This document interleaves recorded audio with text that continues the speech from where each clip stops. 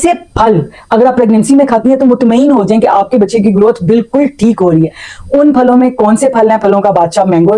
Mango के अंदर B6 के साथ विटामिन सी होता है और बहुत ज्यादा न्यूट्रिएंट्स होते हैं उसके अंदर, जो कि बेबी की ग्रोथ के लिए बहुत अच्छे होते हैं। तो अगर आप मैंगो ले रही हैं तो डेफिनेटली आपका बेबी की ग्रोथ बहुत अच्छी हो रही है। उसके बाद है बनाना। बनाना के अंदर ग्लूकोज होता है और बनाना के अंदर पोटेशियम होती है।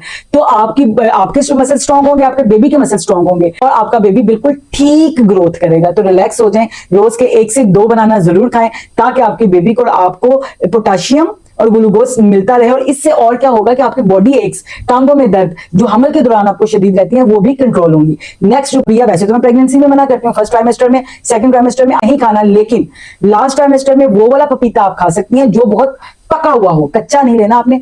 पका हुआ पपीता खाने से क्या होगा कि अगर आमला को कॉन्स्टिपेशन का मसला है तो पक्का पपीता खाने से वो भी मसला ठीक होगा। उसकी डिलीवरी के टाइम अगर नॉर्मल डिलीवर बेबी करती है तो उसका यूट्रस भी टाइम पे डायलेट हो जाएगा और उसमें बहुत ज्यादा रिच विटामिन भी हैं जो बेबी और माँ की हेल्थ के लिए बहुत है। उसके बाद है तरबूज, वाटरमेलन, दोनों गर्मियों के फल हैं। वाटरमेलन के अंदर भी ये है कि आपकी बॉडी के अंदर होने वाली पानी की कमी को पूरा करता है और नमकियात को पूरा करता है। तो आप वाटरमेलन अगर खा रहे हैं तो आप समझ जाएं कि आपका बेबी वाटरमेलन की तरह मोटा और सुरख पैदा होने वाला है। और लास्ट जो है वो कोकोनट है। कोकोनट का वाटर लें, कोकोनट कच्ची गिरी रख लें। और कोकोनट तो स्पेशली फर्स्ट ट्राइमेस्टर में जब आपको नोजिया वॉमिटिंग रहती है तब भी आप उसको छोटा सा पीस लेके खा सकते हैं। पूरे 9th मंथ उसको थोड़ा थोड़ा खा सकते हैं जो आपकी हेल्थ के लिए और बेबी की ग्रोथ के लिए बहुत मैजिकल इफेक्ट रखता है।